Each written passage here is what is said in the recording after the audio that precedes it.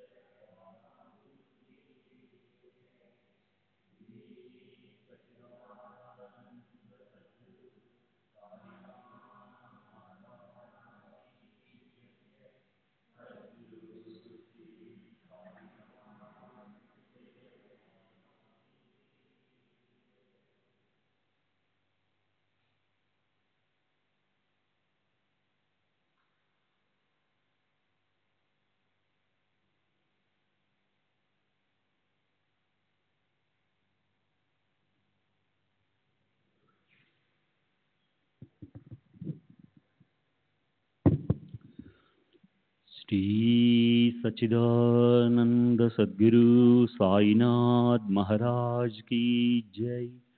सद्गुरु श्री साईनाथ शरद बाबूजी की जय।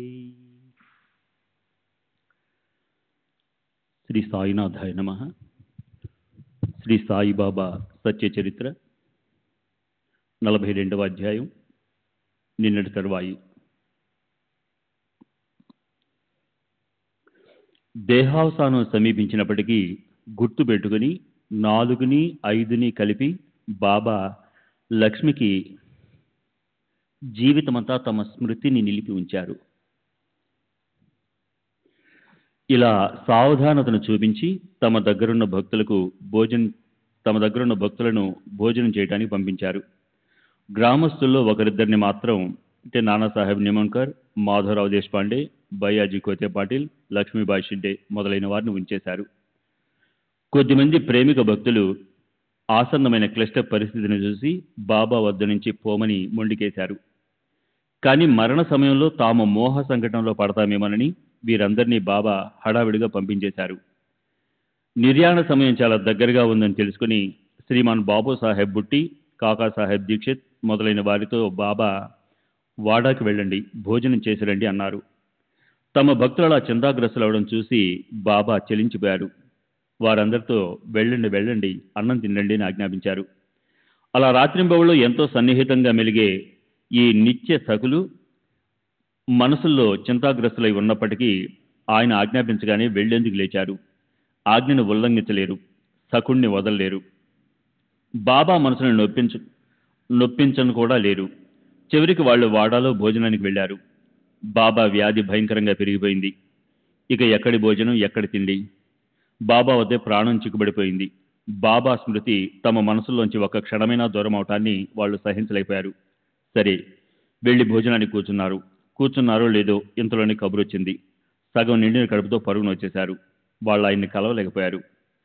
ఆయు పరిమితి అనే తైలం అయిపోయాక ప్రాణం అనే జ్యోతి మందంగా వెలిగేటప్పుడు బాబా దేహం బయ్యాజీ పాటిల్ తొడపై విశ్రమించింది. కింద పడను లేదు, నిద్రించను లేదు. కానీ హాయిగా ఆసనంపై కూర్చుని ఆ ప్రకారంగా తమ చేతులతో దాన ధర్మాలు చేస్తూ బాబా తమ దేహాన్ని ధరిత్రిపై విసర్జించారు. సాయి సమర్థులు తమ మనోగతాన్ని ఎవరికి తెలియనీయకుండా ఉన్నపాటున తమ దేహపతనం చేసి బ్రహ్మీభూతులైనారు. దేహమనే మాయా ముసుగు వేసుకుని మహాత్ములు ఈ జగత్తులో అవతరిస్తారు. లోకులను ఉద్ధరించే కార్యం ముగియగానే వెంటనే అవ్యక్తంలో సమరసతను పొందుతారు. నటులు అనేక రకాలైన వేషాలు వేసుకుంటారు. కానీ మనసులో తమ గురించి తాము బాగా తెలుసుకుని ఆ ఎరుకతో ఉంటారు. కనుక స్వయంగా పూర్ణంగా అవతరించే వారికి మరణ సంకటం అనేది ఎక్కడ? లోకంలో ఆదర్శం నెలకొల్పటానికి అవతరించి కార్యం ముగియగానే అవతార సమాప్తి చేసేవారిని జనన మరణాలనేవి బంధించగలవా? వారు తమ ఇచ్ఛతోనే దేహధారణ చేస్తారు. పరబ్రహ్మే ఐశ్వర్యం అయిన వారికి మరణం అనేది ఎక్కడ? ఈ వృత్తినే వారు అనుభవంలోకి తీసుకుంటారు. వారిపై సృష్టి లయాల ప్రభావం ఏముంటుంది?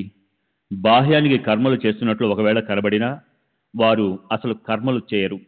ఎందుకంటే నేను అనేది లేకపోవటం వల్ల కర్మలు చేస్తున్నప్పుడు తాము వాటిని చేయటం లేదన్న భావనతోనే ఉంటారు. నా భుక్తం క్షీయతే కర్మ. కర్మఫలాన్ని అనుభవించకుండా కర్మలు నశించవు. ఇది ధర్మశాస్త్రంలో చెప్పబడిన కర్మ రహస్యం. కానీ బ్రహ్మను తెలుసుకున్న వారికి మనసులో దేని గురించి తెలియకపోవటం అనేది ఉండదు. అన్ని వస్తువుల్లోనూ వాళ్ళు బ్రహ్మనే చూస్తుంటారు. సర్వం కల్విదం బ్రహ్మ. జగత్తులో కనిపించేవన్నీ బ్రహ్మమే. కర్మఫలం అనే ఈ సముదాయం చేసిన కర్మల పరిణామం. అలా వాటికి అన్యత్వం అనేది ప్రసిద్ధం. కానీ ముత్యపు చిప్ప మీద వెండి భాషించినట్లు అదేవిధంగా బ్రహ్మజ్ఞానులు బ్రహ్మే అనబడతారు. బాబా లాంటి మాయాళు జనని మృత్యుముఖంలో ఎలా పడింది? పగటిని గాఢాంధకార రాత్రి కబళించినట్లయింది. ఇప్పుడు ఈ అధ్యాయాన్ని ఇక్కడ ముగిద్దాం. ప్రతి ఒక్క అధ్యాయంలోని ఓవిల నిశ్చిత పరిమితిని పాటిద్దాం. అధ్యాయాన్ని మరీ పొడిగితే శ్రోతలకు ఇబ్బందిగా ఉంటుంది. మిగిలిపోయిన నిర్యాణ కథను క్రమానుసారం తర్వాత వినిపిస్తాను. హేమాడ్ సాయి సముద్రులను శరణన్నాడు. ఆయన కృపతో అతను కృతార్థుడైనాడు. సర్వులకి శుభమస్తు. ఈ ప్రకారంగా సత్పురుషులు సజ్జనులు ప్రేరణ కలిగించిన భక్త హేమాడ్ పంత్ రచించిన శ్రీ సాయి సముద్రుల సత్య చరిత్రలోని శ్రీ సాయినాథ నిర్యాణం అనే పేరు గల 42వ అధ్యాయం ముగిసింది. శ్రీ సద్గురు సాయినాథర్పణమస్తు. శుభం భవతు. 42వ అధ్యాయానికి పరిపూర్ణ వివరణ. పై అధ్యాయంలో వర్ణించిన విధంగా తాత్యా పాటిల్ 1918 దసరా రోజున మరణిస్తాడు అని భవిష్యాన్ని చెప్పి 1916 దసరా రోజున సీమోల్లంఘన సందర్భంలో అపూర్వ క్రోధాన్ని దిగంబరావస్థను చూపి బాబా తమ నిర్వాణాన్ని తమ హిందూ భక్తులకు సూచించారు. అలాంటి సూచనే ఆయన తమ ముస్లిం భక్తులకు కూడా ఆ ధర్మాన్ని అనుసరించి చెప్పారు. ఈ విషయం ఒక వైజాపూర్ నివాసి ఇమాంబాయ్ చోటేఖాన్ అనే పేరు గల బాబా భక్తుడు పరమపూజ్య నరసింహస్వామికి 1936 సంవత్సరంలో ఇచ్చిన తన నివేదనతో మనకు తెలుస్తుంది. క్రీస్తు శకం 1918లో దేహత్యాగానికి కొద్ది నెలల ముందు కాసిం అనే పేరు గల బడే బాబా కొడుక్కి కొంచెం రొట్టెలు వండిన కోడిని ఇచ్చి బాబా ఇలా అన్నారు: ఔరంగాబాద్కి పో, శంషుద్దీన్ ఫకీర్ మియాను కలిసి వీటన్నిటితో పాటు 250 రూపాయలు ఇవ్వు. అతనితో మౌలు కవ్వాలి చేయమని, అలాగే న్యాసం కూడా చేయమని చెప్పు. అంటే మౌలు అంటే మహమ్మద్ పైగంబర్ గీతాలు పాడడం, కవ్వాలి అంటే తబలా వాయిస్తూ సాధు సత్పురుషుల గానాన్ని పాడడం, న్యాసం అంటే అన్నం వండి జనులకు పంచడం. కాసింకి బాబా ఒక బంతిపూల దండ కూడా ఇచ్చారు. దీన్ని బన్నేమియా మెళ్ళలో వెయ్యి. అతనితో నౌదిన్ నౌ తారీఖ్ అల్లామియాని అప్నా దునియా లగాయా, మర్జీ అల్లాకి. 9వ రోజున అల్లా తాము వెలిగించిన దీపాన్ని తామే తీసుకుపోతారు, అల్లా దయ అలా ఉంది అన్నారు. దానికి కాసిం, నాకు ఔరంగాబాద్ ఎక్కడో తెలీదు అన్నప్పుడు బాబా అతనితో చోటేఖాన్ని వెంటబెట్టుకుని పొమ్మని చెప్పారు. చోటేఖాన్, కాసిం, అతని పనివాడు అమీరు, వీరు ముగ్గురు ఔరంగాబాద్ వెళ్లి స్టేషన్లో దిగారు. వారు అక్కడికి రాగానే ఫకీర్ షంషుద్దీన్, అంటే ఇతన్ని చోటేఖాన్ ఇరుగును, ఫకీర్ షంషుద్దీన్ స్వయంగా వచ్చి నిలబడున్నాడు. సాయి ఫకీర్ నుంచి వచ్చిన అతిథులు ఎవరు అని అతను అడిగినప్పుడు చోటేఖాన్, కాసింలు అతనికి సలాం పెట్టారు. అప్పుడు షంషుద్దీన్ ఫకీర్ బాబా కాసింతో చెప్పిన మాటలు యథాతథంగా చెప్పాడు. తరువాత వీరి ముగ్గురిని అతను తన ఇంటికి తీసుకెళ్లాడు. అక్కడ కాసిం 250 రూపాయలు ఇచ్చాక అతను న్యాసం చేసి ఎంతో మందికి అన్నం వండి పెట్టాడు. రాత్రి మౌలు కవ్వాలి కూడా చేశాడు. మర్నాడు వీళ్ళందరూ బన్నేమియా దగ్గరికి వెళ్లారు. బన్నేమియా అప్పుడు ఒక చేయి పైకెత్తి మరో చేయి కింద పెట్టి నిలబడున్నాడు. దగ్గరున్న భక్తులు చోటేఖాన్తోనూ అతని సహచరులతోనూ బన్నేమియా దగ్గరికి వెళ్ళకండి, అతను కోపిస్తాడు అని చెప్పారు. చోటేఖాన్ వగైరాలు కొద్దిసేపు ఆగారు. కానీ తరువాత చోటేఖాన్ ధైర్యం చేసి తాను తీసుకొచ్చిన పూలహారాన్ని బన్నేమియా మెళ్ళలో వేశాడు. వెంటనే బన్నేమియా ఎత్తిన తమ చేతిని దింపి ఇలా అన్నాడు, 9వ రోజున 9వ తారీఖున అల్లామియా తాను వెలిగించిన దీపాన్ని తానే తీసుకెళ్తాడు, అల్లా దయ అలా ఉంది. బన్నేమియా ఆకాశం వైపు చూశాడు. అతని కళ్ళు అశ్రువులతో నిండిపోయాయి. బాబా దేహత్యాగ సమయం ఆసన్నమైందని తెలిసి అతనికి చాలా బాధ వేసింది. ఆ తరువాత 4 నెలలకి బాబా దేహ విసర్జన చేశారు. నౌదిన్ నౌ తారీఖ్ అంటే ముస్లింల 9వ తారీఖు బాబా మొహరం నెలలో 9వ రోజు అంటే కత్తల్ రాత్రి రోజు తమ దేహాన్ని విసర్జించారు. శ్రీ సచిదానంద సద్గురు సాయినాథ్ మహారాజ్ కీ జై. సద్గురు శ్రీ సాయినాథ్ శరద్ బాబూజీ కీ జై.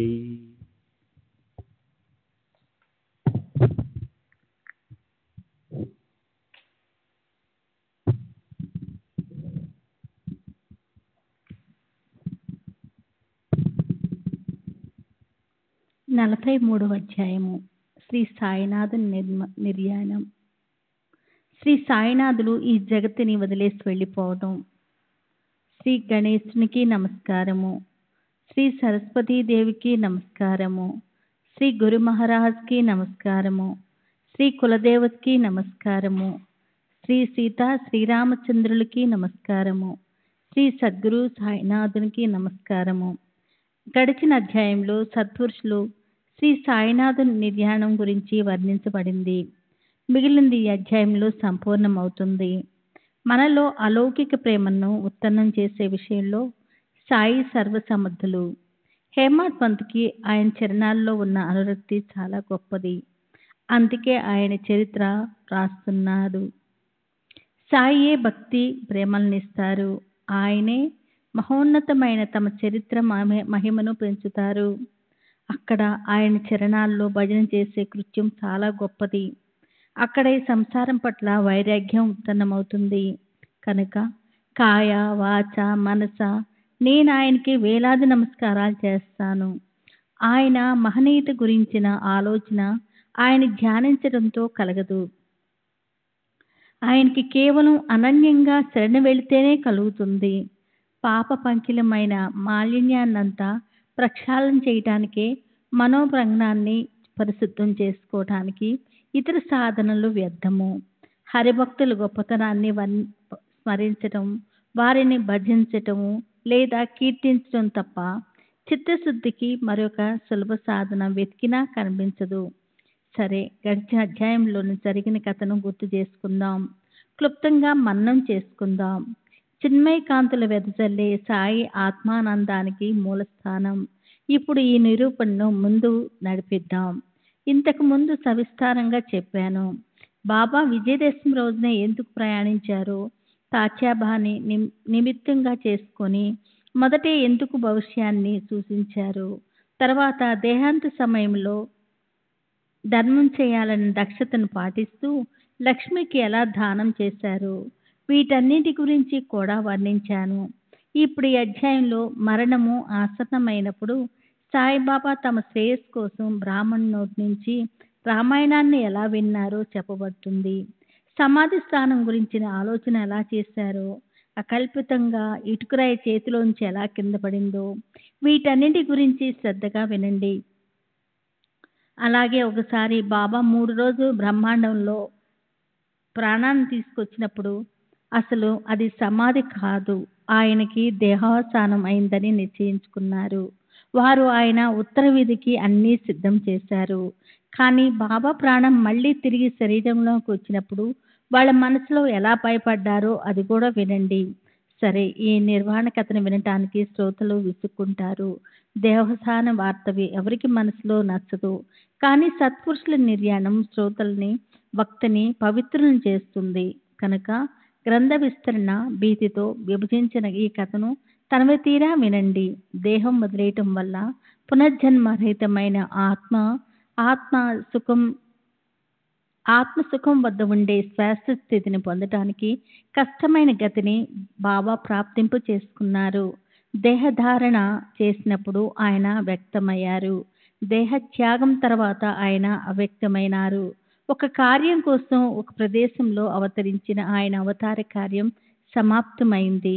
ఇప్పుడు అన్ని కార్యాల్లోనూ అన్ని చోట్ల ఆయనకున్న సంబంధం సుస్పష్టమైంది. ఆయన ఒక పరిమిత స్థానంలోనే ఉండటం అనేది ముగిసింది. ఆయన సర్వవ్యాపకతను పొందారు. పూర్ణంగా శ్వాసలైనారు. తమ స్వస్వరూపంలో లీనమైనారు. సాయి అందరికీ జీవనము, అన్ని జీవులకి ప్రాణము. సాయి లేని షిరిడి గ్రామస్తులు హీనులు, దీనులు అయ్యారు. సాయి దేహం చల్లబడగానే శోకం మిన్నుముట్టింది. చిన్న పెద్ద అందరూ చింతాక్రాంతులైనారు. అందరికీ ప్రాణాలు పోయినంత పనైంది. లోకంలో ఎంతో ప్రసిద్ధి చెందిన జ్వరం లాంటి పీడలు సంసారంలో చిక్కుకున్న వారి వెంట పడుతున్నాయి. యోగుల వైపు అవి కన్నెత్తి కూడా చూడవు. అమరకాంతులు వెదజల్లే తమ తేజస్ని ప్రజ్వరులు చేసే మహాత్ములు తమ దేహాన్ని దగ్ధం చేస్తారు. అదే పద్ధతి బాబా స్వయంగా చేశారా, లేక ఏది జరగకూడదో అదే జరిగిందా? సాయి మహారాజు బ్రహ్మస్వరూపంలో లీనమైనారు. జనులు ఎంతో నిరాశ చెంది లోపల శోధించారు. మనము అంటే మసీదును వదిలేసి వెళ్ళి ఉండకపోతే బాగుండేది. అనవసరంగా చివరి చూపును పోగొట్టుకున్నాము. దగ్గరలో ఉంటే ఏదైనా ప్రయోజనం ఉండి ఉండేదే. సరిగ్గా సమయానికి మన బుద్ధి భ్రష్టు పట్టింది అని అనేక రకాల ఆలోచనలతో వాళ్ళ మనసుల్లో దుఃఖించారు. బాబా మనసులో ఏముందో ఏమో కానీ గొంతులో గురగుర లేదు, ఆయాసము ఎగశ్వాస లేవు, కఫం లేదు, దగ్గు లేదు, జీవుడు తల్లడిల్లటమూ లేదు. బాబా అమరత్వము ఆనందంతో ప్రయాణించారు. ఇక సాయి దర్శనం ఎలా, సాయి పాద సంవాహనం ఎలా, సాయి పాద ప్రక్షాళనం ఎలా, తీర్థప్రాసన మాత్రం ఎలా? అది అలా ఉండని అసలు చివరి సమయం ఆసన్నం అవటం చూసి ఆయన తమ దగ్గరున్న ప్రేమాళు భక్తులను దూరంగా ఎందుకు పంపించారు? వారి మనసులకి కలత ఎందుకు కలిగించారు? నిర్యాణ సమయంలో ప్రాణ సమానులైన భక్తులందరినీ దగ్గరలో చూసి బాబా తమకు ప్రేమ ఉప్పొంగుతుందేమోనని, సాయుజ్య ముక్తి ప్రాప్తింపు చేసుకోవడంలో ప్రేమపాసం అడ్డుపడుతుందని, సమయానికి వాటిని ఛేదించకపోతే వాసనారహితంగా అవటం కష్టమని, అలా జరగకుండానే ఒకవేళ దేహం వాడిపోయి దానితో పాటు మరణం వచ్చి ప్రాణాలు అనంత వాయువుల్లో లీనమైతే వెంటనే కొత్త సంసారం వెంటపడి వాసన అంటే ఆశ ఆకాంక్ష సంత జరుగుతుందని, దీన్ని ఆపాలని సాధు సత్పురుషులు సదా సావధానులుగా ఉంటారు. బాబా మనసులోనూ ఈ ఆలోచనే వచ్చింది. లోకంలో ప్రసిద్ధమైన ఈ సాంప్రదాయాన్ని నెలకొల్పాలి. మరణ సమయంలో ఈ సావధానతనే తాను ఉంచుకోవాలి. అందరినీ దూరంగా పంపించి ఏకాంతంలో ధ్యానం చేయవలసిన దేవుణ్ణి లేదా గురువు రూపాన్ని మనసుని గందరగోళంలో చిక్కనీయకుండా చిత్తం ఎదుటికి తీసుకురావాలంటే మొదట ఆ మనసుని శాంతింపు చేయాలి. అంతే మతిహా సాగతి. మరణ సమయంలో ఆలోచన ఎలా ఉంటుందో అలాగే మరుజన్మ లభిస్తుంది. ఈ సుప్రసిద్ధ సామెత అందరికీ తెలిసే ఉంటుంది. కనుక భగవద్భక్తులు దీన్ని స్వయంగా ఆచరణలోకి తెస్తారు. లోక వ్యవహారాలను పాటించడమే వీరి పద్ధతి. గీత 8వ అధ్యాయంలో భగవాన్ శ్రీకృష్ణుడు ఇదే చెప్పారు. శ్రీ సచ్చిదానంద సద్గురు సాయినాథ్ మహారాజ్ की जय. सद्गुरु श्री साईनाथ निसर बाबूजी की जय. एम वापि स्मरण भावं त्यजन्ते कलेबरं తం తమేవైతి కౌంతేయ సదా తద్భావ భావితః. అంత్యకాలములో నన్నే స్మరిస్తూ దేహాన్ని వదిలేసేవారు నా స్వరూపాన్నే పొందుతారు. ఇందులో సంశయం లేదు. అంత్యకాలము మానవులు ఏ భావాలను అంటే మానసిక స్థితులను గుర్తు చేసుకుంటూ దేహాన్ని వదిలేస్తారో వారు ఆ మనస్థితిలోనే లీనమవటం వల్ల దాన్నే పొందుతారు. 14 రోజులు మిగులున్నాయి. బాబా నిర్ణయించిన కాలము దగ్గర పడింది కనుక బాబా వజే అనే ఇంటి పేరు గల ఒక భక్తుడితో రామాయణం చదివించారు. వజే మసీదులో కూర్చొని గ్రంథ పారాయణము మొదలుపెట్టాడు. బాబా దాన్ని వినసాగారు. అలా 8 రోజులు గడిచిపోయాయి. తరువాత బాబా పారాయణను ఆపకుండా చదువు అన్నారు. అప్పుడు వజే దాన్ని రాత్రింబవళ్ళు 3 రోజుల పాటు చదివాడు. ఈ ప్రకారంగా 11 రోజులు వజే పారాయణ చదివాడు. తరువాత అశక్తి వల్ల అతను అలసిపోయాడు. చదివి చదివి విసిగిపోయాడు. అలా ఇంకా 3 రోజులు గడిచాయి. తరువాత బాబా ఏం చేశారు? గ్రంథ పారాయణ సమాప్తి చేయించారు. వజేని అక్కడి నుంచి పంపివేశారు. తాము ప్రశాంతంగా ఉండిపోయారు. బాబా వజేను ఎందుకు పంపివేశారో చెప్పండి అని శ్రోతలు అనవచ్చు. నాకు తోచినట్లు మీకు తెలియ చెప్తాను. శ్రద్ధగా వినండి. దేహావసానం సమీపించినప్పుడు సాధు సత్పురుషులు మహాత్ములు గంధపారాయణ చేయిస్తారు. సావధానంగా వింటారు. శుక్రాచార్యుడు 7 రోజులు శ్రీమద్ భాగవత పురాణం చదివాడు. దాన్ని విని పరీక్ష మహారాజు తృప్తి చెందాడు. సుఖంగా మరణించాడు. భగవంతుని లీలలు వింటున్నప్పుడు, భగవంతుని మూర్తి కళ్ళెదుట కనిపిస్తున్నప్పుడు మరణించిన వారే తమకు శ్రేయస్సును చేకూర్చుకుంటారు అని జనులు మనసుల్లోని ఆలోచన. కానీ సత్పురుషులు స్వయంగా దాని ఆచరణలో పెడతారు. సామాజిక వ్యవస్థను రక్షించే మార్గాన్ని వాళ్ళు వదిలిపెట్టారు. అసలు అందుకే వారు అవతరిస్తారు. పంచమహాభూతాలలో బంధింపబడ్డ శరీరము గురించిన విచారము ఉండని వారికి శరీరాన్ని వదిలేటప్పుడు దుఃఖ శోకాలు క్షోభ ఉండదు. వారి దృష్టి ఆ నైసర్గిక లేదా మూల ప్రకృతిని అనుసరించి ఉంటుంది. సరే, ఇక్కడ శ్రోతలకు సందేహము కలుగుతుంది. బ్రహ్మానందములో సుఖించేవారు మాయమోహాలను కౌగిలించుకుంటారా? ఇలా చెప్పటము అంత సులభమా? ఆత్మస్వరూపంలో జాగృతమై ఉండి అల్లా మాలికే లక్ష్యంగా పెట్టుకున్న వారికి భక్తుల దగ్గరలో ఉండటము అభ్యంతకరము ఎలా అవుతుంది? వారికి సంసారము ముగిసిపోతుంది. పరమార్థము కూడా అక్కడే ఆగిపోతుంది. అన్యత్వము సమూలంగా నశించిపోయి ఉంటుంది. వారు స్వయంగా స్వస్వరూపంలో లీనమై ఉంటారు. ఇదంతా అక్షరాల నిజం. ఇందులో అనుమాత్రమైన అసత్యము లేదు. కానీ సత్పురుషులు లోకములో ఆదర్శము నెలకొల్పటానికి తమ అవతార కార్యము నెరవేర్చి కృతకృత్యులవుతారు.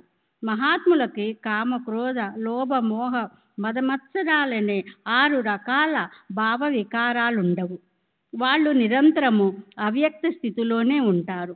భక్తులను ఉద్ధరించడానికే ప్రకటమవుతారు. వారికి మరణం ఎక్కడిది? దేహాలు ఇంద్రియాలతో సంయోగము చెందటమే జన్మించటము. దేహాలతో ఇంద్రియాల వియోగమే మరణించటం. సంసారంలో చిక్కుకోవటము లేదా దాని నుంచి విడబడటం అనే వాటి పేరే జనన మరణాలు. జన్మ వెనక మరణము అంటిపెట్టుకుని ఉంటుంది. ఒక దాని నుంచి మరొకటి వేరుగా ఉండదు. మరణము జీవుడు స్వాభావిక స్థితి, జీవించటము అస్వాభావిక స్థితి. మరణాన్ని చంపి ఉండేవారు, కాలుడు తలపై కాలు పెట్టేవారికి ఆయు పరిమితితో ఏం పని? వారు తమ ఇచ్ఛానుసారము అవతరిస్తారు. భక్తుల శ్రేయస్సు కలగాలని తీవ్ర ఇచ్ఛతో అనేక రకాలుగా అవతరించేవారు. జనన మరణాలతో బంధించబడతారా? ఈ రెండు ఆలోచనలు మిథ్యే. దేహ పతనానికన్నా ముందే దేహాన్ని బూడిద చేసిన వారికి మరణ భయమేమిటి? వారి ముందు మరణము బూడిదే. మరణము దేహానికి మూల స్వాభావిక స్థితి. జీవించటము దేహము యొక్క మార్పు చెందే స్థితి, అంటే మానసిక స్థిరత్వాన్ని చెరిపేసే స్థితి అని విచారశీలురైన వారు భావిస్తారు. శ్రీ సచ్చిదానంద సద్గురు సాయినాథ్ మహారాజ్ की जय। सद्गुरु श्री సాయినాథునేశ్వర్ బాబూజీ की जय। సాయి సమర్థులు పరమానంద భరితులుగా ఉండేవారు. ఆయనకి దేహం ఉత్పన్నమవటం తెలీదు, లేదా దేహం యొక్క అస్తిత్వం గురించి తెలీదు. వారి దేహానికి మరణం అనేది ఎక్కడా? సాయి మహారాజ్ పూర్ణ పరబ్రహ్మ. ఆయనకు జనన మరణాలు ఎక్కడా? బ్రహ్మయే సత్యం అనిపిస్తూ మిగిలిన జగత్తు మిథ్య అనిపించే వారికి దేహస్పృహ అనేది ఎక్కడా? వారికి ప్రాణధారణ చేయటం లేదా వదిలేయటం, అలాగే ఎవరి దృష్టిలోనూ పడకుండా పరిభ్రమించటం, ఇవన్నీ భక్తులను ఉద్ధరించడానికి యోగ సామర్థ్యంతో చేసే లీలలే. సూర్యుడికి గ్రహణం పట్టింది, అందుకే అతను పూర్తిగా అదృశ్యమయ్యాడు అని లోకులంటారు.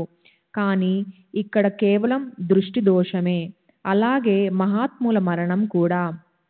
మహాత్ములకు దేహం బాధాకరం అనిపిస్తుంది. మానసిక శారీరక దుఃఖాలతో వారికేం పని? అదృష్టవశాత్తు ఏదైనా ఆది వ్యాధులొచ్చినా అవి వారికి అంటవు. భక్తులు పూర్వ జన్మలో సంపాదించిన పుణ్యం వల్ల అవతరించి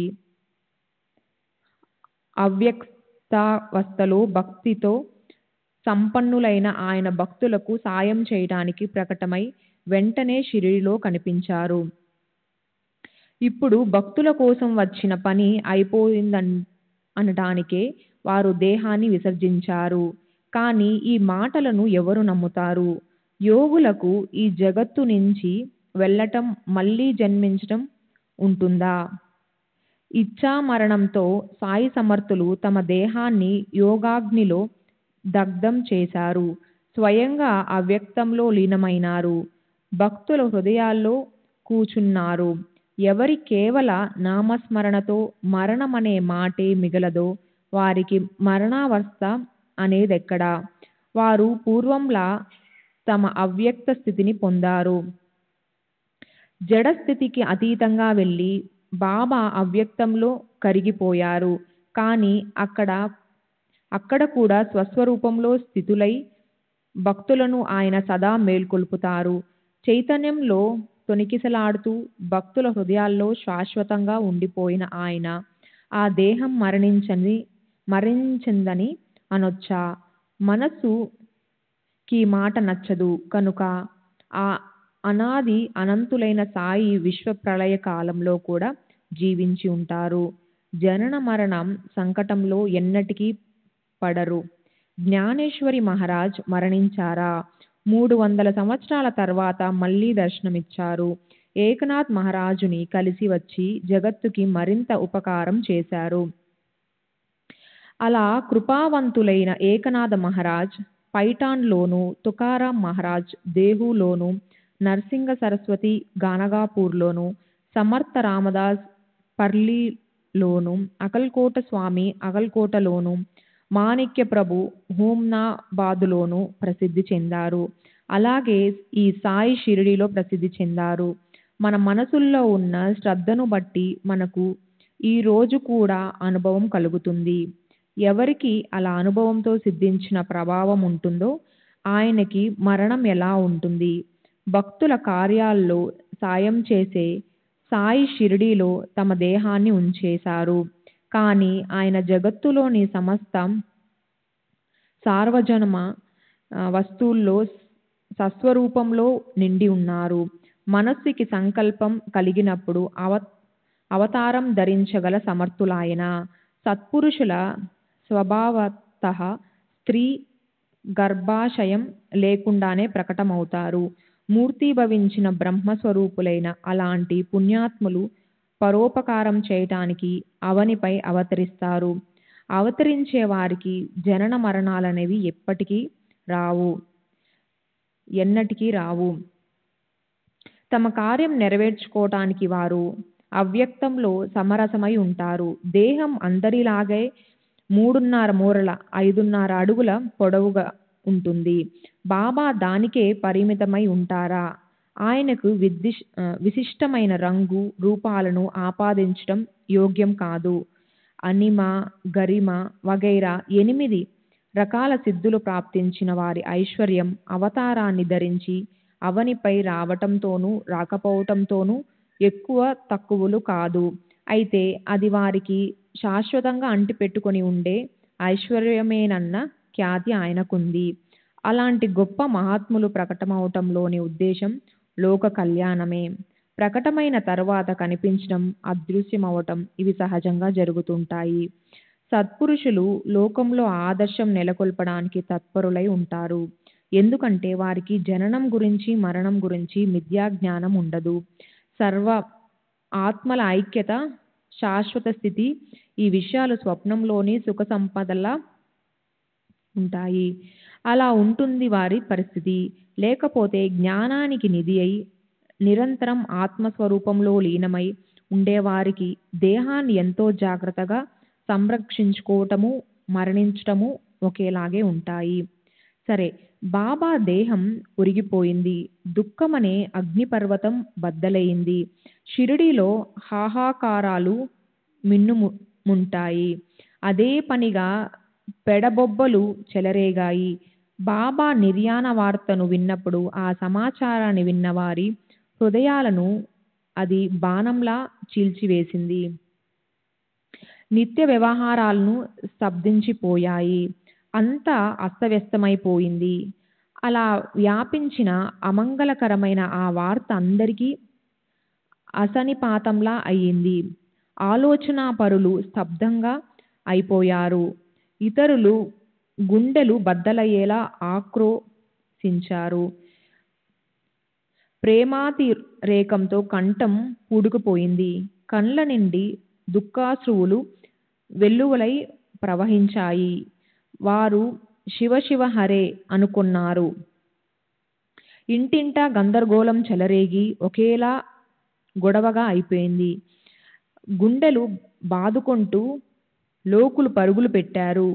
మహారాజు దేహావసానం గ్రామస్తులకు ప్రాణ సంకటం అయింది. వారిలా అనుకున్నారు, దేవా, ఎంత భయంకర సందర్భం ఇది! హృదయం బద్దలవుతోంది. ఒక్క ఉదుటున లేచి అందరూ పరుగులు పెట్టారు. మసీదు, సభామండపం కిటకిటలాడిపోయాయి. అక్కడి పరిస్థితికి హృదయం తునాతునకలైంది. దుఃఖంతో కంఠం రుద్ధమైపోయింది. షిరిడీ వైభవం ముగిసింది. సమస్త సుఖ సౌభాగ్యాలు హరించిపోయాయి. అందరి కళ్ళు ఆశ్రువులతో నిండిపోయి అందరి ధైర్యము సడలిపోయింది. సప్తపురిలో ఒకటిగా పరిణయించే దాన్ని బాబా ద్వారకామాయి అని సదా నిశ్చయంతో అంటుండేవారు. ఆ మసీదు గొప్పతనాన్ని ఏం చెప్పగలం? నిర్యాణం కాని ఈ జగత్తుని వదిలి వెళ్ళటం, నిర్యాణం పూర్ణ శాశ్వతమైన శాంతి లేదా విశ్రాంతి కాని, నిధనం కాని ద్వారక సాయుజ్యముక్తి స్థానం. ఈశ్వరుడి సతత ధ్యానం ఉండేవారికక్కడ స్థానం లభిస్తుంది. ఆ గురురాజు సాయిరాజు భక్తుల పట్ల కారుణ్య రసధారలొలికించే తల్లి, తండ్రి. భక్తులకు విశ్రాంతి స్థానం ఆయన నిరంతరం స్మృతి పదంలో మెదులుతున్నాయి. బాబా లేని షిరిడి పాడుబడింది. దిక్కులన్నీ శూన్యమై ఉదాసీనంగా అయి బిక్కుబిక్కుమంటున్నాయి. ప్రాణం పోయాక శరీరానికి వచ్చే ప్రేతకలే ఇప్పుడు షిరిడీకొచ్చింది.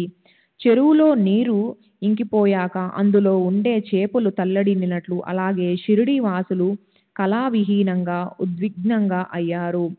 సూర్యోదయంతో ప్రవృల్లమయ్యే కమలాలెన్ని సరోవరంలా, పుత్రుడు లేని ఇల్లులా దీపం లేని మందిరంలా మసీదు పరిసరాలు శూన్యమైనాయి. ఇంటి యజమాని లేని పుత్రుడు లేని ఇల్లులా, ఇంటి యజమాని లేని ఇల్లు, రాజు లేని రాజ్యము, ద్రవ్యం లేని బీరువాలా బాబా లేని షిరిడి అరణ్యమే అయింది. పసిపిల్లలకి తల్లిపైన, చాతక పక్షికి మేఘజలం పైన ప్రేమ ఉంటుంది. అలాగే షిరిడి వాసులకు, భక్తులకి గంభీరంగా ప్రవహించే నిండు గోదావరి లాంటి అఖండ ప్రేమ ఉండేది బాబాపై. ఇప్పుడు షిరిడి కళావిహీనంగా, చనిపోయాక మిగిలే ప్రేతంలా హీనంగా దీనంగా అయిపోయింది. నీరు లేని చేపల్లా జనులు తల్లడిల్లిపోయారు. శ్రీ సచ్చిదానంద సద్గురు సాయినాథ్ మహారాజ్ కీ జై. సద్గురు శ్రీ సాయినాథుని శరత్ బాబూజీ కీ జై. భర్త వదిలేసిన భార్యకి, తల్లిని వదిలేసిన పాలు త్రాగే చిన్నారి పసిపాపకి, ఆవు నుంచి తప్పిపోయిన దూడకి ఎలాంటి స్థితి కలుగుతుందో అలా అయింది షిరిడీలోని చిన్న పెద్దల స్థితి. షిరిడీ వాస్తవ్యులందరికీ అనివార్యంగా అఖండ దుఃఖావస్థ కలిగింది. వారు వీధుల్లో చెల్లాచెదురుగా అన్ని వైపులా పరుగెడుతూ అల్లకల్లోలమయ్యారు. సాయి వల్లనే షిరిడీ పవిత్రమైంది. సాయి వల్లే షిరిడీలో చరిత్ర సృష్టించబడింది. సాయి వల్లే షిరిడీ మహాపుణ్యక్షేత్రమైంది. సాయిబాబా సర్వులకి రసరమ్య రాగ మధురిమలు పంచే ఆశ్రయస్థానమయ్యారు. ఆ దుఃఖ దావానలాన్ని తట్టుకోలేక కొందరు గుండెలు బద్దలయ్యేలా గట్టిగా విలపించారు. కొందరు అక్కడ క్రిందపడి దొర్లారు. కొందరు స్పృహ తప్పారు. ఈ ప్రకారంగా జనులు అఖండ దుఃఖ సాగరంలో మునిగిపోయారు. కనుల కొలనుల నుంచి దుఃఖాశ్రువులు వెల్లువలై ధారగా కారుతూ ఉండగా స్త్రీ పురుషులు ఉద్విగ్నులై అన్నపానాలు మానేసి దైన్యంగా అయ్యారు. బాబా స్థితి చూసిన గ్రామస్తుల దుఃఖానికి అవధులు లేకుండా పోయింది. ఆబాల వృద్ధుల భక్తుల మనసుల్లో అత్యంత అశాంతి చెలరేగింది. ఎక్కడ వినటానికి అనురాగం రమ్య రసభరితమైన అమృతత్వపు కథ ఉంటుందో, ఎక్కడ ప్రతిరోజు అనేక రకాల ఆనందలహరి అనుభవానికొస్తుందో, ఎక్కడ తొందరగా పోవాలంటే దారే దొరికేది కాదో, ఆ మసీదు ఇప్పుడు పాడుబడిపోయి కళావిహీనంగా కనిపించసాగింది. షిరిడీ నిత్యము భక్తులతో నిండిపోయి అందరితో కలకల్లాడుతూ ఉండటానికి మూల కారణం బాబానే. కనుక ఆయన వెళ్ళిపోవటంతో గ్రామస్తుల మనసుల్లో కలవర ప్రభంజనం చెలరేగింది. ఆనంద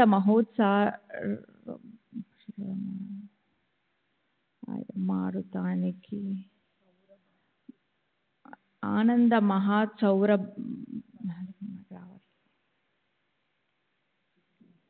శ్రీ సచ్చిదానంద సద్గురు సాయినాథ్ మహారాజ్ కీ జై.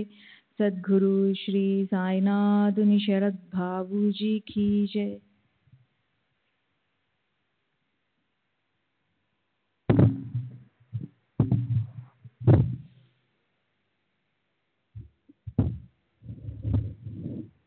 ఆనంద మహాసౌరభ మలయ మారుతానికి మూలమైన మూర్తీభవించిన ఆనంద మంజుఘోషే అయిన సాయినాథ, మీరు భక్తుల కార్యాలు నెరవేర్చడానికి దేహధారణ చేశారు. తమ సంకల్పం నెరవేరాక ఈ షిరిడీలో మీరు దేహాన్ని త్యజించారు. మనసులో మల్లగుల్లాలు పడే మాకు మీరు అహోరాత్రులు అలసత్వం లేకుండా అపార కారుణ్యంతో, ఆమెలిన అనురాగాలతో హితోపదేశం చేస్తూ ఉండేవారు. కానీ బోర్లించిన కుండ మీద పోసిన నీరులా మీ ఉపదేశం పైనుంచి పైనే పోయింది. అక్కడ ఒక్క బొట్టు కూడా నిలవలేదు. మీరు ఎవరినైనా నొప్పిస్తే వెంటనే అది నాకు గుచ్చుకుంటుంది అని మీరు పదే పదే చెప్పేవారు. కానీ అది మాకు అంగీకారం కాలేదు. అలా మీ పట్ల మేము ఎంత అపరాధం చేశామో ఎవరు మీ హితోక్తులను పట్టించుకోలేదు. ఆ ఆజ్ఞాభంగానికి ప్రాయశ్చిత్తాన్ని మీరిలా చేశారా బాబా? వీరందరి పాపాలు పండాయా? ఇక ఇప్పుడు పశ్చాత్తాపపడి మాత్రం ప్రయోజనం ఏమిటి? ఇప్పుడు మా భోక్తృత్వాన్ని మేమే అనుభవించాలి. దానివల్లే మాపై విసుగుతో అడ్డుగా తెరవేశారా? కాలుడు మా మీద అకస్మాత్తుగా చావు దెబ్బ కొట్టాడు.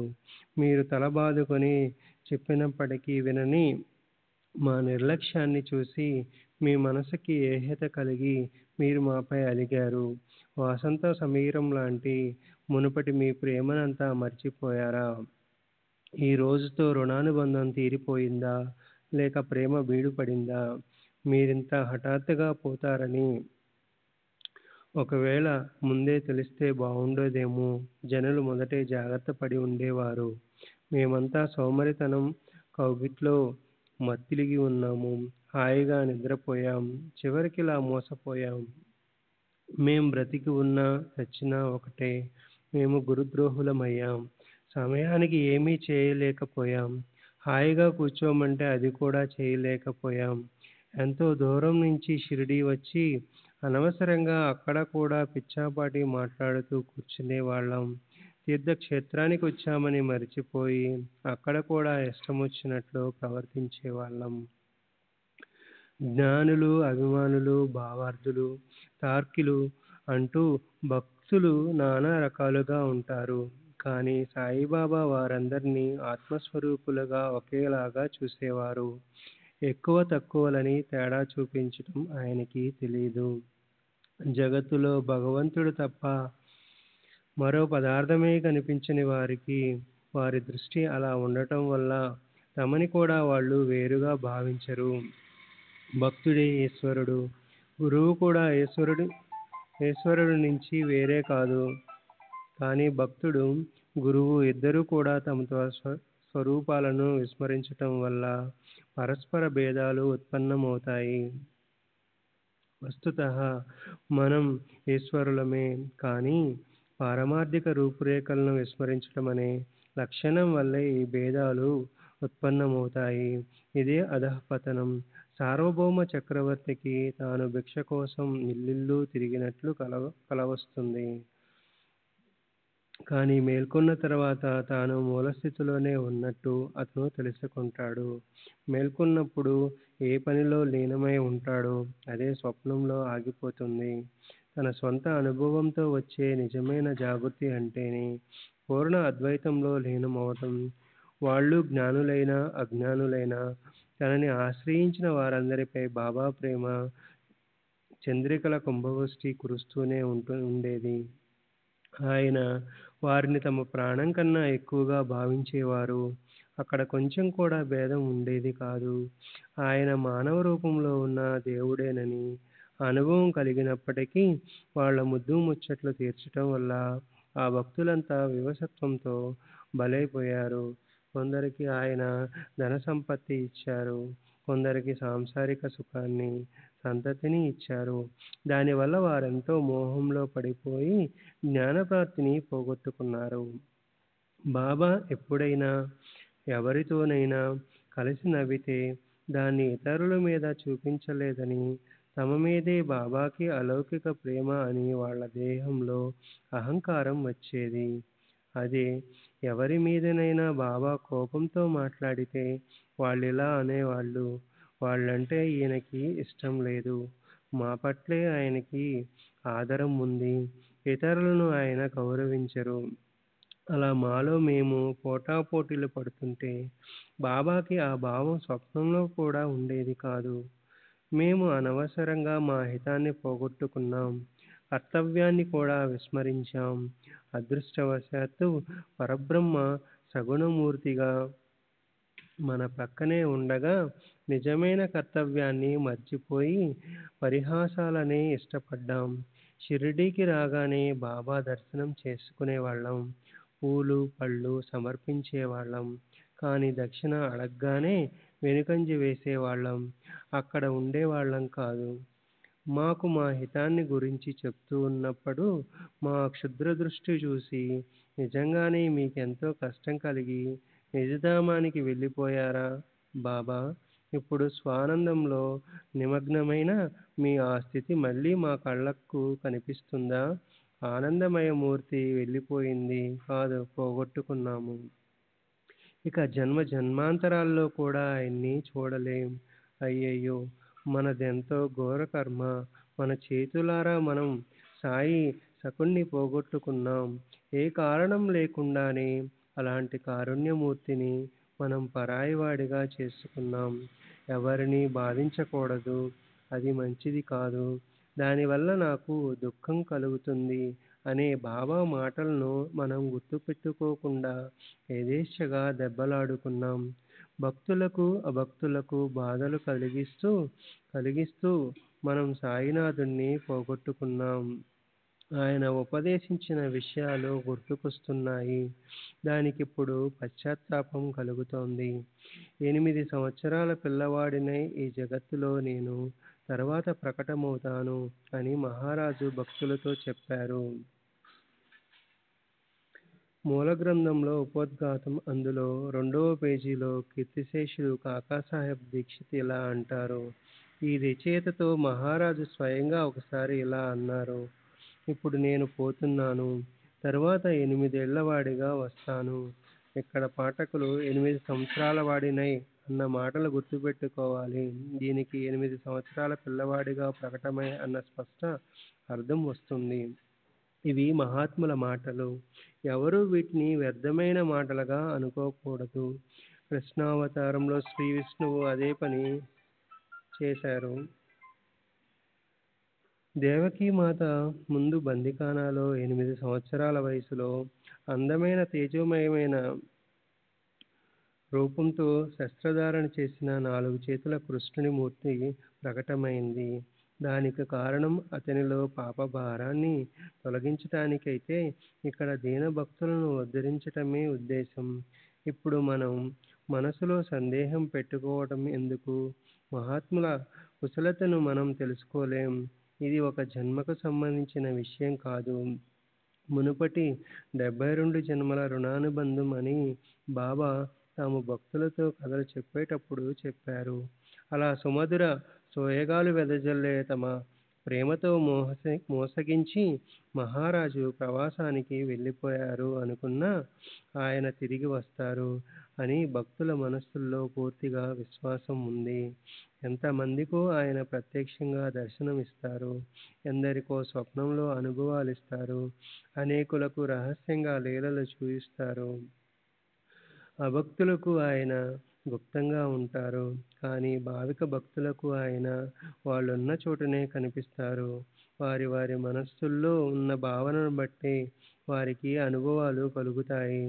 చావడిలో ఆయన గుప్త రూపంతో, మసీదులో పరబ్రహ్మ రూపంతో, సమాధి మందిరంలో సమాధి తీసుకున్న రూపంతో, సర్వత్రా సుఖరూపంతో ఉంటారు. కనుక భక్తులు ఇప్పుడు సాయి సమర్థులకు ఈ జగత్తులో ఉండటానికి ఏ అడ్డు లేదని నిశ్చయం చేసుకోవాలి. ఆయన అక్షయంగా అఖండంగా ఇక్కడ ఉంటారు.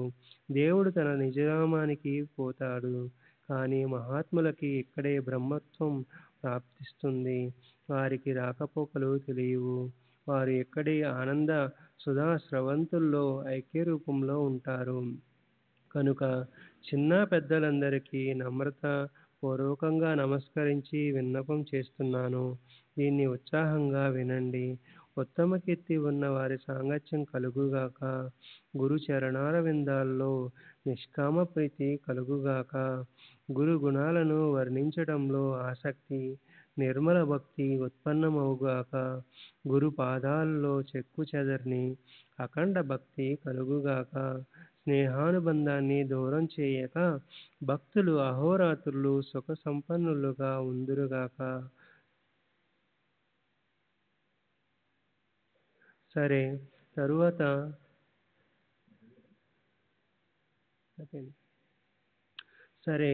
తరువాత సాయి దేహానికి యోగ్యంగా ఉత్తరక్రియలు ఎలా చేయాలో అన్న ఆలోచన బాబా శిష్యులకి, గ్రామస్తులందరికీ వచ్చింది. శ్రీమాన్ బాపు సాహెబ్ బూటి గొప్ప భావిక భక్తుడు. రాబోయే కాలానికి స్మారక చిహ్నంగా అతను అతి పెద్ద భవనాన్ని శాశ్వతంగా నిర్మించాడు. ఆ శరీరాన్ని ఎక్కడ ఉంచాలి అన్న విషయంలో 36 గంటలు తర్జన భర్జనలు జరగవలసింది జరిగింది. ఒకరు ఇలా అన్నారు, ఈ ప్రేతాన్ని హిందువులు స్పృశించకూడదు, దీన్ని సమారంభపూర్వకంగా ముస్లింల శ్మశానానికి తీసుకెళ్దాం.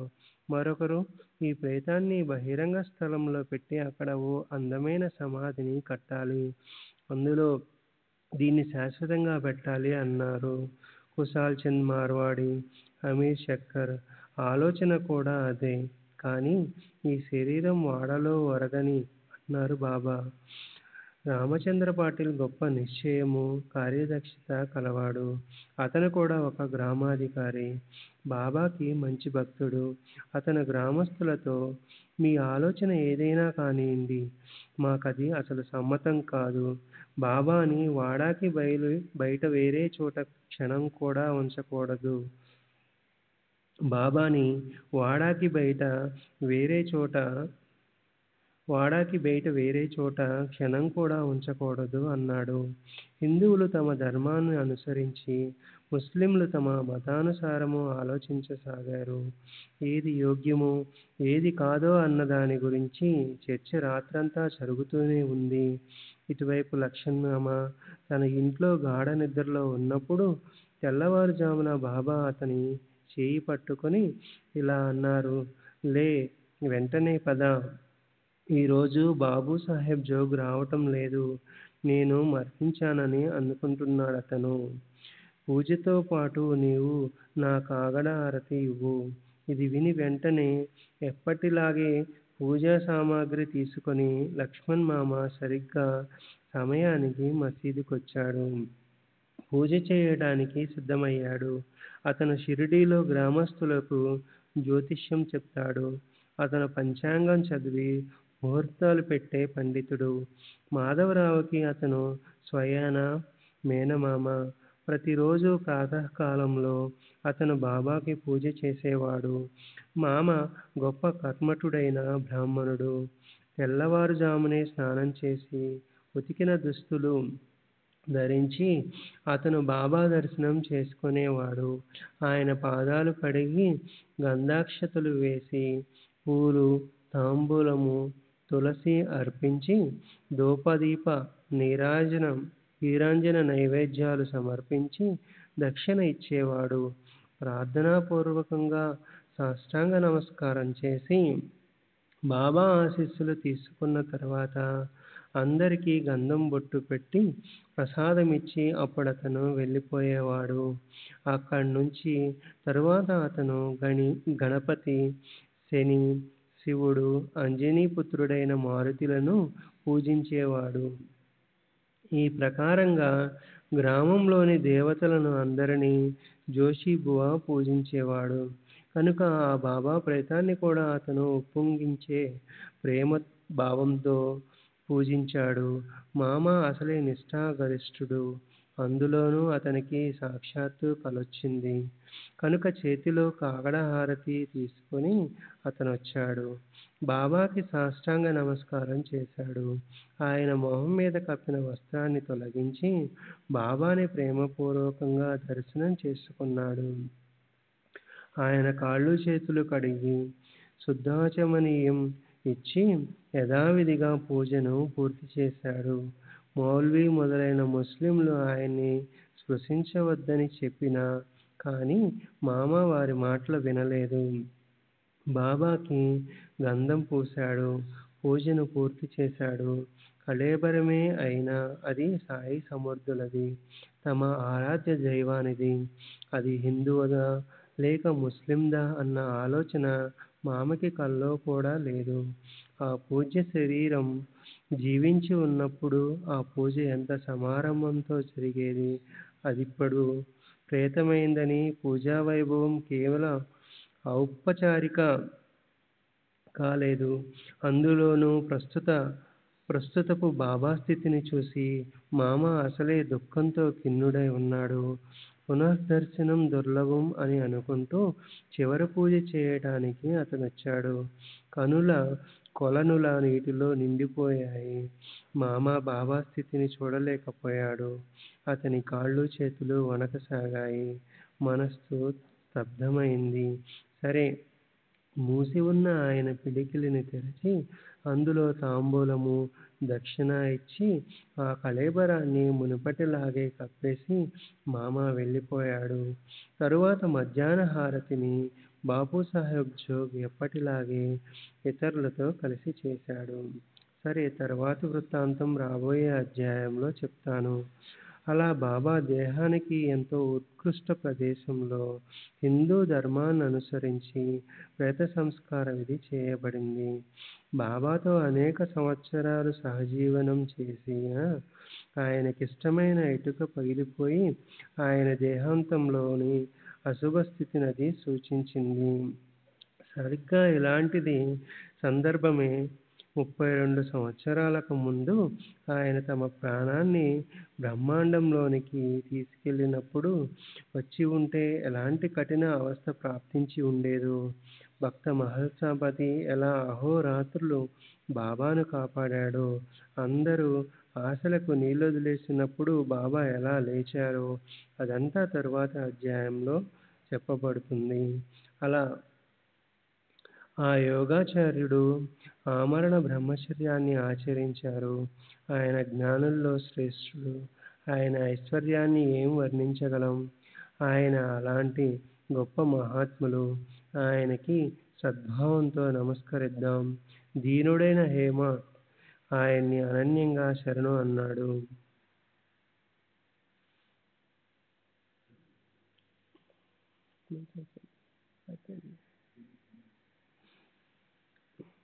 సర్వులకు శుభమస్తు. ఈ ప్రకారంగా సత్పురుషులు సజ్జనుల ప్రేరణ కలిగించిన భక్త హేమడ్ పంత్ రచించిన శ్రీ సాయి సమర్థుల సత్వచరిత్రలోని శ్రీ సాయినాథుల నిర్యాణం 2 అనే పేరుగల 43వ అధ్యాయం ముగిసింది. శ్రీ సద్గురు సాయినాథార్పణమస్తు. శుభం భవతు. 43వ అధ్యాయానికి పరిపూర్ణ వివరణ. ఈ అధ్యాయంలో బాబా నిర్యాణానికి గురించిన వర్ణన చదివితే మానవులు తమకు ఉత్తమగతి ప్రాప్తించటం కోసం మరణ సమయంలో చేయవలసిన దాన్ని బాబా ప్రత్యక్షంగా చూపించారని అనిపిస్తుంది. మరణ సమయం ఆసన్నమైతే రామాయణ, భాగవతాల లాంటి గ్రంథాలు ఎవరి చేతనైనా చదివించుకొని వినాలి. అప్పుడు మానవుల లక్ష్యం సంసారం నుండి తొలగి భగవంతుని వైపు మరలుతుంది. పారమార్థికం పైన, మోక్షం పైన మనసులో ఆలోచన కలుగుతుంది. మరణించే రోజు దగ్గర పడితే ప్రేమ బంధాలు అడ్డుగా వస్తాయని, ప్రేమ ఉన్న దగ్గరి బంధువులను దూరంగా పంపేయాలి. దగ్గరున్నప్పటికీ వారితో మాట్లాడటం ఆపేయాలి.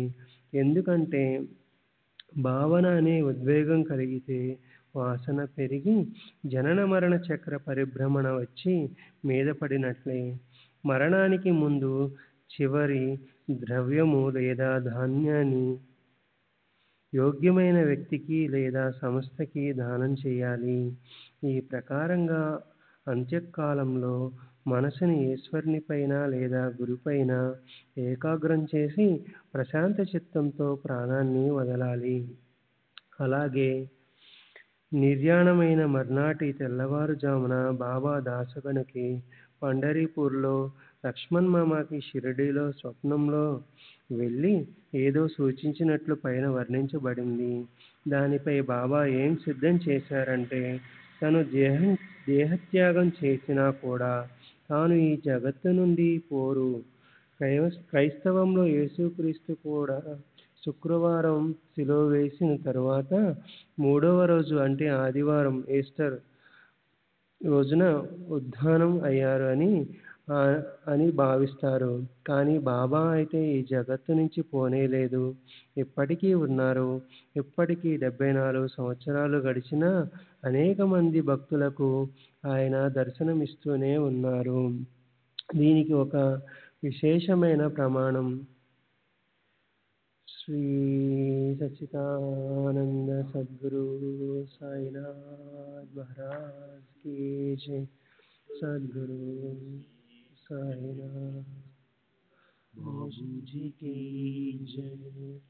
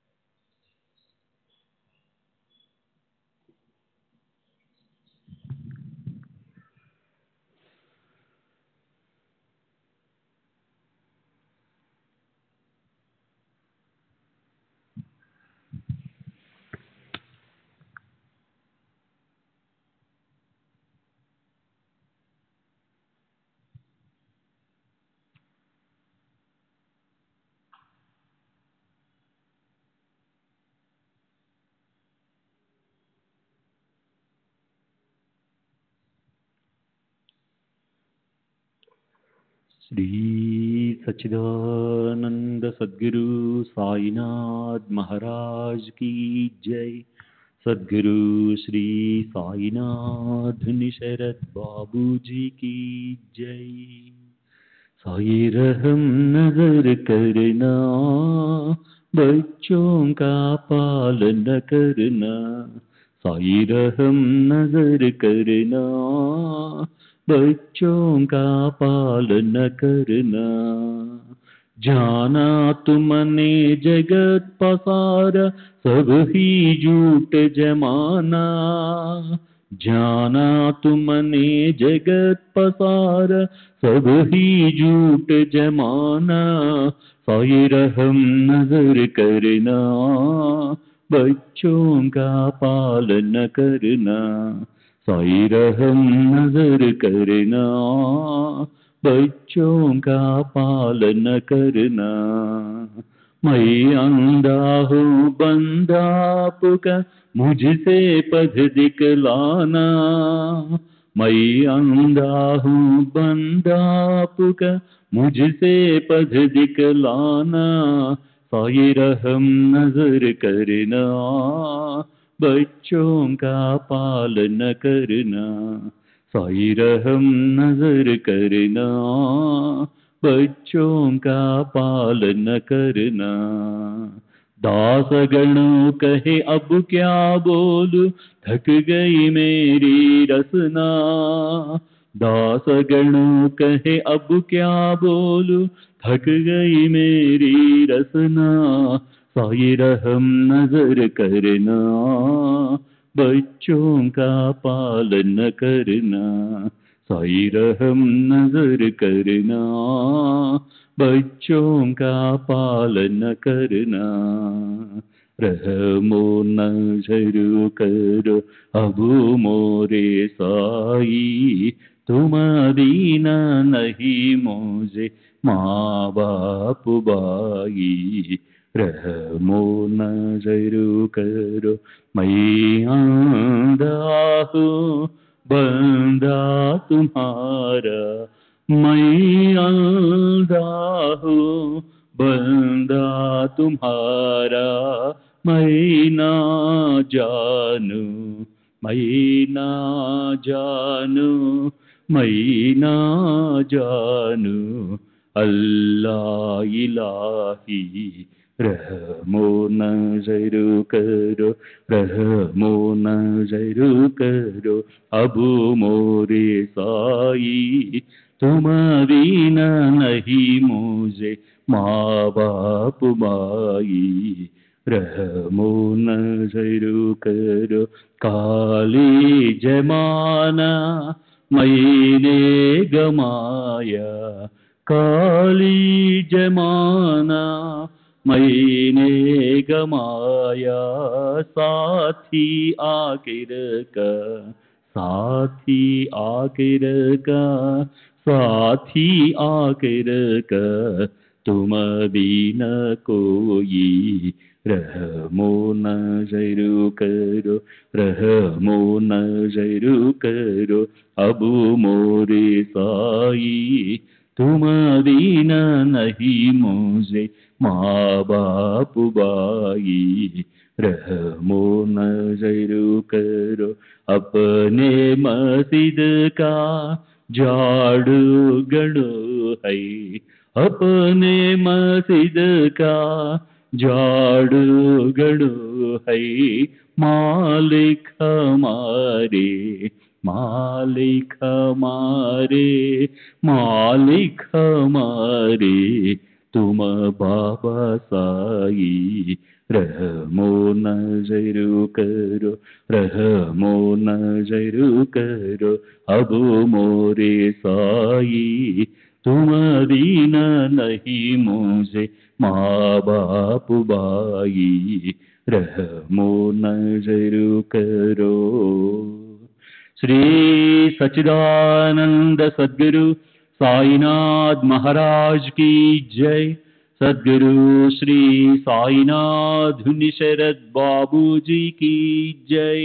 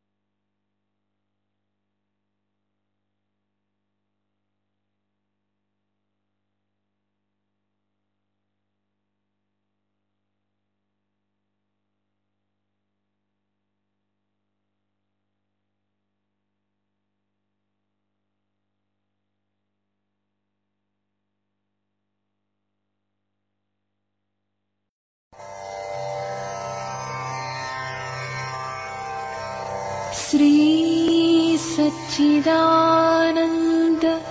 सद्गुरु साईनाथ महाराज की जय। सद्गुरु श्री साईनाथुनि शरद बाबू जी की जय।